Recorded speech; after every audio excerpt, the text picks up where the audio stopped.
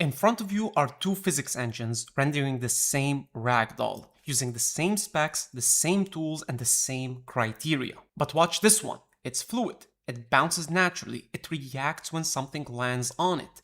And this one is basically a rigid plank that barely moves. Both of these were built with Claude, but one was built with Opus 5 and the other one was built with Fable 5. And Fable 5 is Anthropic's Mythos-tier model, the same underlying model as Claude Mythos 5. You know, the one that reportedly broke into almost all of the NSA's classified systems, and it did it not in weeks, but in hours. So, Fable is the more advanced tier. It's also double the price at $10 per million tokens in and 50 out, against Opus's 5 and 25. Except here's the thing, Opus 5 came out 6 weeks later at half the price, and it beat Fable on most of the metrics. So, knowing all of that, can you guess which engine was built by which model? Because in this video, I'm going to show you how I set the project up, how I wrote the specs that both of them worked from, and along the way, you'll probably pick up a few things about how to actually get results out of these tools, which is what I teach people every single day. I'm Michael, a software engineer, and for the past couple of years, I've mastered the art of teaching people how to code. These days, however, I only do one thing. I'm an AI tutor. I teach you how to actually build with AI and make you more valuable in the workplace. So here's how it works. We get on a call, both screens shared, and we build on your project with your data and your setup. This is not just a demo or a course that you watch on your own without any guidance. Claude Code, Cowork, Codex, Cursor, I'll tell you which one to use and why, and I'll help you through every step of the process. And you only pay for the time you're actually in the one-on-one lesson and nothing outside of it. Most of the people that I work with aren't even developers. They're professionals in their fields. Marketers, product managers, analysts, and founders. Some want to connect AI to the systems they already work in and automate the boring half of their job. Some want to build real software. And usually, they want to do both. So if you're sitting there at the beginning with no idea where to start with AI or how to even use it, that's the exact part that I'm going to be helping you with. If you want to know how the lessons work and whether I can actually help you with what you're trying to build, we'll have a free 15-minute meeting. So follow the link below to aitutorcode.com and book a time or contact me directly on WhatsApp. Alright, now let's get back to the video. We start our journey inside of Claude.ai, where I made a new chat and I told it what I wanted to build. So here is the prompt in front of you. That last sentence is the important one. I'm not asking it to build anything yet. I'm asking it to write the document that describes what building actually means. It gave me a .md that is extremely long, and honestly, I couldn't be bothered reading through all of it, so I did what I tell any of you to do. I gave it a TLDR just to explain the main points for me. Section by section summary. Now that I can actually see what each part did, I found what I probably disagreed with. So I went back into the main document, reread the things, and I prepared the second prompt. Look at what I'm doing right here, because this is the actual skill. Half of these are removing constraints, so don't log the module layout, don't log the math, let it decide if it finds a better way to make it. And the other half are me adding the things I want to be able to see.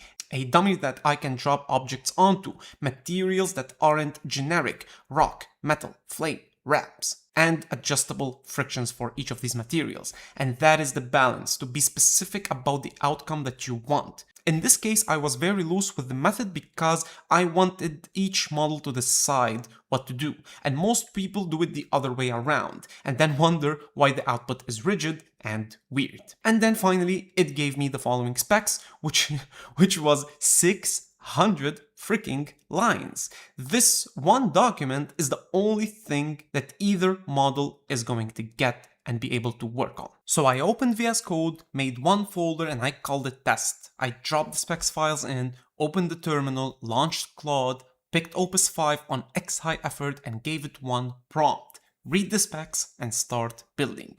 And honestly, I was just running this as a test and I figured I'd see how it came out and then tweak a couple of things, but 40 minutes later it was still going and it clearly knew what it was doing, so I renamed the folder to Opus 5, didn't do it right here, made a second one called Fable 5, dropped the identical specs in, and started that alongside it. Same documents, same instructions, no follow-ups from me. Now, a few things became very obvious pretty fast. Opus spent about 5 minutes reading the specs before it touched a file. Fable spent 10.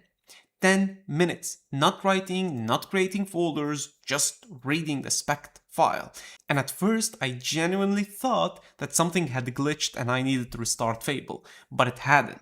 It's actually the way that Fable works. It takes in all of the information and it came out with a plan and a checklist, working through the specs section by section instead of just starting at the top and typing.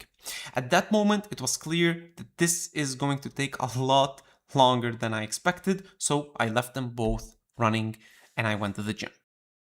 When I came back, Opus was done. Great success. Fable, on the other hand, had hit the usage limit and I had to wait for the rest. Unfortunately, I'm only on the $100 subscription per month, so running Fable for an extended period of time is gonna always hit the usage limit. Which is fair enough, running 2 models for 2 hours, one being Fable, is going to eat through that $100 usage 5-hour session pretty quick. The annoying part is that it means I can't give you Fable's exact build time, but for Opus, I do have the exact amount of time that it took. So take a guess. How long do you think it worked on its own without any inputs from me? Do you think it was 30 minutes, an hour and a half? Well, it was 1 hour, 49 minutes and 29 seconds, which is genuinely incredible to me. Not the result, the sustained ability to work. I remember when these things would lose the plot after 15 minutes and start rewriting files that they've already finished. 2 hours of coherent, unsupervised work on one document is a different category of tool. Fable finished about 10 minutes after the rest, even though I've had experiences where I've hit the usage limit and things turned out fine, but I'm always skeptical of the final result because I don't know what could have happened during that time. Maybe something stopped in the middle, but all good. Alright, so as you can see, I ran both of these local hosts. One of them is the Opus 5 and the other one is the Fable 5. Now, I'm not gonna tell you which is which, you can probably figure it out. But what I'm going to do is I'm going to go ahead and test both of these. So this is our first one. As you can see, it looks good, it looks nice. I'm going to talk about some of the tools that we have right here on the right side. And we also have the second one, and we have the tools on the left side, unlike on the first one. So I'm not gonna tell you which is which. I deliberately didn't put the names anywhere. I just want to test both of these in front of you and then you can decide which one is the better. Right here, as you can see, when I click, I can spawn. Now, I have different scenes. I'm going to take you through the different scenes in just a bit. As you can see, I can select which type of material I want. So if I select a rock, this is what a rock looks like. And notice how it did not bounce. But if I select a metal and I drop it, it kind of bounces. And wood also kind of bounces. Ice barely bounces, but ice has a different property because I can also build ramps. I'm going to make the ramps out of rocks, and you can see right here I can play around with the friction and I can spawn a block of wood. And if I take this block of wood and I spawn it right above, you can see how it slides. Now if I change it to ice, it slides a lot faster. Come on. Honestly, like when I saw this before, this is not my live reaction. I've seen this before because I wanted to test it before actually doing the video, and it was the coolest thing that I've ever maybe done in my life. I mean, it is so amazing. Look at the rubber. The rubber bounces a lot. It has a lot of bounciness to it, which is like real life. And now I want to show you if I drop a rubber on the wood. Look at how the wood behaves. It's so realistic. It's so realistic and I love it. I love it. Let me show you the other model. This is a stack of boxes. I'm going to spawn a rock, a metal, a wood, an ice, and a rubber. And you can see it's a bit more zealous. It's a bit more happy. The rubber bounces a bit more, and we can play around with the friction multipliers for each one. We can also play around with the gravity. Grab one of the boxes and I want to push it. So boom, as you can see, this is what it looks like on this model. We'll call it model 2. And let's go back to the model 1. Let me reset the scene back into, actually, let's make a pyramid. And I'm going to grab some metal and I'm going to spawn this. What do you think? Let's try this right here. I'm going to select the pyramid. I'm going to grab a metal and I'm going to spawn, and I'm going to, as you can see, I can also set the velocity. Now, the velocity is 26.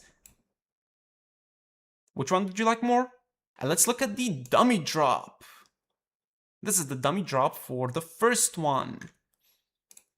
This is the dummy drop for the second one. We have an obvious winner for the dummy drop. Let's try grabbing the dummy and flailing it around. Yay! On the second one, if I spawn, boom.